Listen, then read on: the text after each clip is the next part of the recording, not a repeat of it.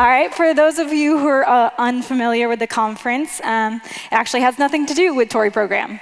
In fact, rather, it's just a day when the whole campus gets to shut down and focus on, as a community, one topic to see what God would have for us.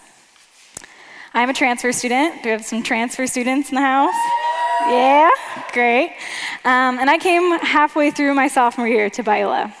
And not knowing much about Biola, when I heard about this conference and that we got 3 days off of classes to just go hang out and listen to sermons all day, I was stoked. However, I soon found out that this wasn't the case for most people. In fact, it seemed that for the most part, my transfer friends and I were the only ones looking forward to it. That, and maybe the other unexpected freshmen. Now, I know that the time of Torrey, unfortunately, can be pretty exhausting for a lot of you. 3 days off school isn't really off when it comes to your workload. Teachers may be making up for lost time with extra homework. Midterms have either just ended, and so you are recovering, or they're right around the corner, and so you're preparing. I personally have one right after this chapel today that I didn't really study for. So sorry, Professor Lundy. Either way, you're just busy. And now you have another chapel requirement to meet. During my first Torrey experience, I quickly learned the struggle. Hashtag the struggle is real, right? And I found myself moving more and more sluggishly through the conference. And so it will be the temptation for you that this conference would be just a conference of exhaustion, that you'll be busy going to session after session on top of whatever homework you already have. But I'm going to encourage you not to let it be this way.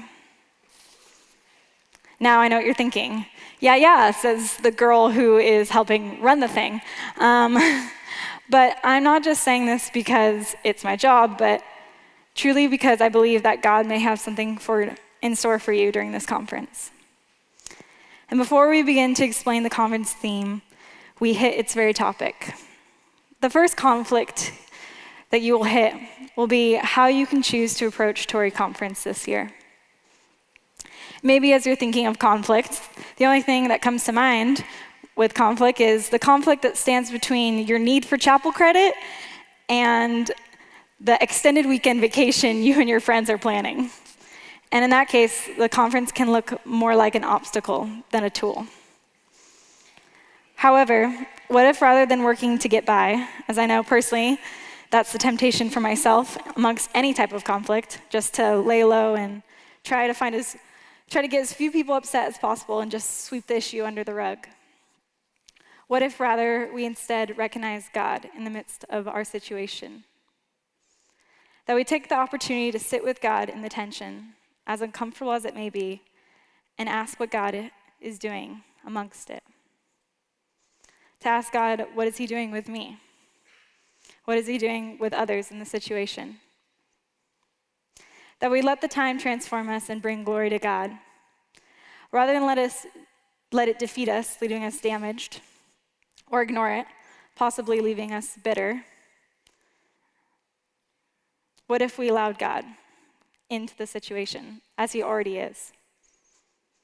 Now, whether you're a brand new student to Biola, or you're a super senior like myself,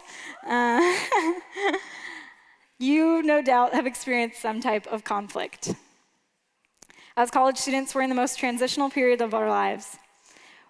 We're experiencing new friends, new places, and all this can become a tangled web of misunderstandings, whether that be that assignment from that one prof who somehow always marks you down on something that's not even on the syllabus, or maybe it's a miscommunication between roommates, friends, or even just a lack of communication from now your distant parents. Maybe it's a misguided expectation. Maybe it was that you thought you could leave Singspo feeling moved every time. Or maybe it was thinking that once you had that famous prof on campus, once you took their class, you could really get back on track with your spiritual life. And so we hit these conflicts, often leaving us feeling possibly frustrated, hurt, or just simply confused. Or even if you feel more mature and experienced with conflict, if you're willing to admit it, I'm sure you could think of a conflict that maybe has left you scarred. Or maybe this theme is a bit too fresh for you. And now you're thinking of a conflict you were recently a part of, and you may be feeling ashamed or embarrassed, knowing that you were at fault in the situation. But let it be known that you're not alone. That's exactly why this theme this year is conflict. Because we very much know that it's a real thing many of us face, and unfortunately will continue to face. It doesn't end. Well, I believe this conference may be the aha moment that many of you need to redeem some past or current conflict going on in your lives. Maybe it won't be that mountaintop experience for some of you, and that's okay. Our hope and prayer this year is that by addressing the theme of conflict as a community, it wouldn't be something that feels so threatening to us. That we as a community would be able to accept conflict for what it is, and rather enter into it gracefully. Now, our Torrey Conference Director, Kevin Benny, is going to come up. I'm just going to be up here for a minute or two. I want to tell you about a few details of the conference. Our team has been working tirelessly on the 1 million details, and especially 2 that I'm going to tell you about after I tell you about everything. These 2 specific details have never been done in a Torrey conference before, so be ready for those. First of all, we have a few special guests coming, of course, our main session speakers. Our first speaker is Ann Baylor. She is she's the founder of Auntie Anne's Pretzels. Now that's pretty cool because she has probably had a lot of pretzels and they're really good. But she has an incredible and impactful story that I'm really excited for you all to hear.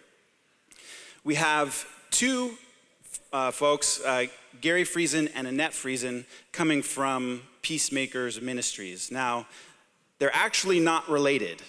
So I'm just going to put that out there. They're not related. They just happen to have the same last name. That's kind of crazy. But Peacemaker Ministries has dedicated themselves to looking into conflict and what does it take to walk through conflict in a biblical way. So we're excited to have them. And Adam Edgerly, who's a local pastor here. Really excited about that. I'm excited for you guys to hear from them. I think they're going to have some profound things to say in helping you walk through this. The two big new announcements for Torrey Conference. One, that there is an app that you can download on the App Store and the Google Play Store or something. But that's actually not new. The new thing is that we actually put the wrong logo on the app. So when you go to look for it, it's going to say After Dark. I would like to tell you that's intentional. It's not intentional. So when you see After Dark, I want you to think Collide. After Dark, Collide. Okay? The second big announcement is that for the first time ever, the first day of Torrey Conference is supposed to be below 80 degrees. So we worked really hard on that, and we're pretty excited. I hope you are too. I'm going to have our Dean of Spiritual Development come up, Todd Pickett. What? Yeah, okay, can you hear me? Test 1, 2, there we go.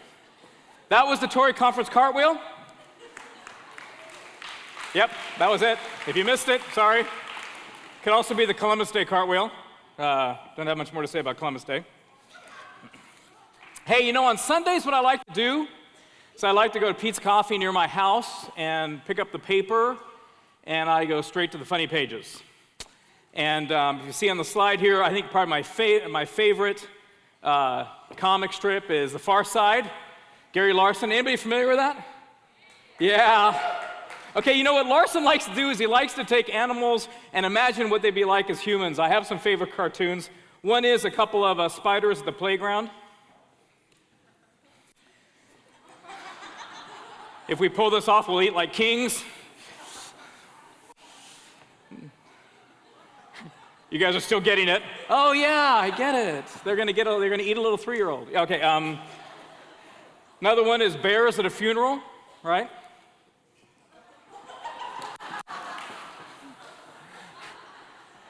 Don't you guys ever take a pulse?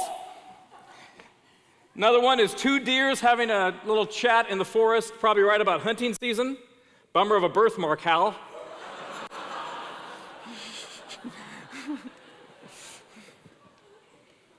Yeah, that would be a bummer.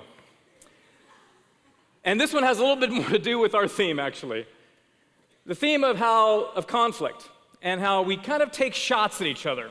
I don't know if you know, but we have something called the Center for Christian Thought on campus. And this center this year, every year it has a theme. This year, it is civil discourse. In other words, the concern of the Center for Christian Thought is that the ways we talk to each other in culture are damaging and destructive. And so this year, scholars and some of our very own faculty, scholars are getting together to discuss how can Christians lead the way in modeling how we can talk to one another graciously and civilly amid our deepest differences. And while that's certainly a national concern, I mean, isn't it true that even at an interpersonal level, this is an issue? That the way we talk to each other day in and day out is often kind of seasoned with incivility. I think perhaps social media has had a part in this. There's something about social media and internet, especially internet anonymity, that seems to bring out, sometimes wouldn't you say, kind of the worst in us. The freedom to mock or ridicule or make fun of one another. And we know it's all JK, just kidding. But I think there probably has, along with the kind of national sphere, even on interpersonal sphere, there's probably been a rise in kind of the damaging language that gets passed around among us. And so I thought it'd be good on the kind of the forefront, the foreshadowing the Torrey Conference conflict, to think about our words. So this would be kind of a family talk about how we talk to one another. I'm not sure why it's a temptation for us to kind of mock or ridicule or make fun of people. Maybe it's because we live in a tournament of attention now with the internet. Everybody's putting themselves out there, and so maybe we secretly kind of resent the attention others get. Or maybe it's more basic than that. Maybe it's just fun to make fun of people. I mean, I can relate to that. I've done it. I do it. And I know that it kind of feels good to pass judgment on others. Their clothes, their hair, their worship music, their passions, the way they talk, the ministry they serve, how little they entertained us, how much attention they get, the way they walk, the car they drive, the way they vote, the company they keep, the update they wrote, the picture they posted, how they wasted my time or bored me or weren't funny or weren't serious or were awkward or needy or just weren't exactly like me. It's easy to do. And it does. If we're honest, it feels good. I have a friend, another college campus pastor in California. He and I get together. He has had a long and successful career in college ministry at a few Christian colleges in the country. He is much loved by many people. And like every department on a campus, every few years he goes through a self-review. We review all of our academic and co-curricular departments, and often we get surveys from other people, from students. And in his survey of him and their chapel programs, there were many, many encouraging comments from people. But there were some real nasty ones too. And it wasn't just what they said, it was how they said it. There was anger, ridicule, and mockery in their tone. And I know this because I was part of the visiting team that was writing up the review for them. Now, my friend, he is a pretty tough guy. I mean, he is not what I would call the sensitive type. He's not the type to take things personally. But when I met with him a few days later, he said, Todd, the hardest thing is that I can't unread those comments. I can't unread them. And even though they're in the minority, I know I'll never forget them. Now, that was a few years ago, and he and I have lunch every month, and it hasn't come up since. But, I know he still carries those with him. And I say that not as a plea to be easy on your leaders. I say this as a plea to be easy on one another with your words. The scriptures talk in many places about this. And, of course, James comes to mind, James 3. How great a forest is set ablaze by such a small fire. And the tongue is a fire. It's a world of unrighteousness, a restless evil. These are pretty harsh words. Full of deadly poison. Wow. With it we bless our Lord and Father, and with it we curse people who are made in the likeness of God. Well, James doesn't pull any punches here. In another place, in Ephesians 4, Paul, different apostle, says this, let no corrupting word or talk come out of your mouths, but only such as is good for building up as fits the occasion, that it may give grace to those who hear. And then he says, let all bitterness and wrath and anger and slander, malice be put away. This word corrupting is an interesting word to describe words. Let no corrupting word, corrupting talk. The actual Greek word is sapros. That's the word corrupting, or in other translations, just bad, or evil, in fact. But it actually is this notion of corruption. And the actual definition is really more like rotten, or something that's spoiled. So we see this word sapros in a few other passages in the scriptures that have nothing to do with words, but have something to do with, for instance, rotten fish or bad fruit. So there's a sense in which these words that James and that Paul are talking about have some kind of disease in them. Something that is decomposing someone from within, something that is rotting where those words lay. And of course, in Luke, we have the same word, good tree bears bad.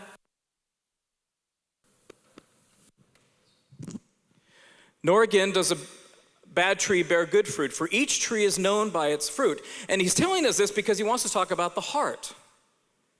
The good person out of the treasure of his heart produces good, and the evil person out of his evil treasure produces evil. And out of the abundance of his heart, the mouth speaks. So here, if there's something kind of disordered in the heart, some way in which I view people or myself that's disordered, these words are going to come out, and they're going to flow out of a heart, and the words themselves are going to be rotten. Now, I don't know if you've ever bitten into a rotten piece of fruit, but it is gross. It's a gross experience. You take a couple of bites, and all of a sudden you get to the brown part, and you almost instantly feel sick. Now, you're not actually sick yet, but you almost instantly feel sick because you realize you've taken in something that could make you sick. And this is the idea here, is that these words, as they move out of us and they lodge in other people, can make them actually sick. This is the word that's used, sapros, rotten or spoiled. And I actually like that this is put in terms of sickness and health, that sin throughout the scriptures is put in terms of sickness. And of course, we know Jesus' words, that he has come to actually heal the sick. He's talking about sin. But he sees it in terms that sin makes us sick, and we need to become well. And of course, in turn, we understand that really what Jesus is about life. Now, it is about truth and falsehood, and Christianity is about right and wrong, but the primary terms of faith are life and death. Paul, for instance, didn't say in Ephesians 2, you were wrong in your transgressions and sin, although you were. He doesn't say in Ephesians 2, you were evil in your transgressions and sin, which was true. He says you were dead. So the scriptures think of sin and maturity in terms of sickness. And in fact, it's true. When words come out of our mouth, they can either bless or curse. And if they curse, they are like a kind of contagion that other people inhale. And that lodges deep in them. Proverbs says it this way, there is one whose rash words are like sword thrusts. So there's a way in which words actually wound. They injure. They obviously create unhealth. But the tongue of the wise brings healing. It brings life. And so again, what is Paul's admonition? He said, let no corrupting word, let no rotten word, let no word that could lodge in someone else and begin to decompose them escape your mouth. But think instead of something that would bring health, that would bring life, that would build them up. And the word he uses, that it may give grace. Now this is great news, that our words can give grace. And we do not have time this morning to go into this rich word grace and what it looked like. But I am reminded of Jesus' words when he was trying to communicate this whole mindset to his disciples. And this is a verse you know well. If anyone would be first, he must be last of all and servant of all. Not pushing people down, but from beneath lifting them up. And Jesus, as he often does, he said, I'm not going to try to explain this to you. I'm going to give you a picture. So you want to know what this looked like? And we're told he did this. This is what he did right after he said that. He took a child who was nearby. He brought the child into their midst. He put his arms around the child. And he said, whoever receives one such child also receives me. Jesus gave them a picture of what relational health looks like. It is receiving people, not rejecting them. It is building them up, not ridiculing them. It is lifting them up, not pushing them down. It is not to be in competition with them, but in some way to receive them. And so, I want to urge you this week, especially as we look at this theme of colliding and why we collide with one another, to watch your words. And not just in the negative sense, but you have the power, you actually have the power to give somebody grace and life. Not just not to harm them, but to give them grace and life. So I'd ask you to think twice this week of Torrey. We hope you enjoyed this message. Biola University offers a variety of biblically centered degree programs, ranging from business to ministry to the arts and sciences. Learn more at biola.edu.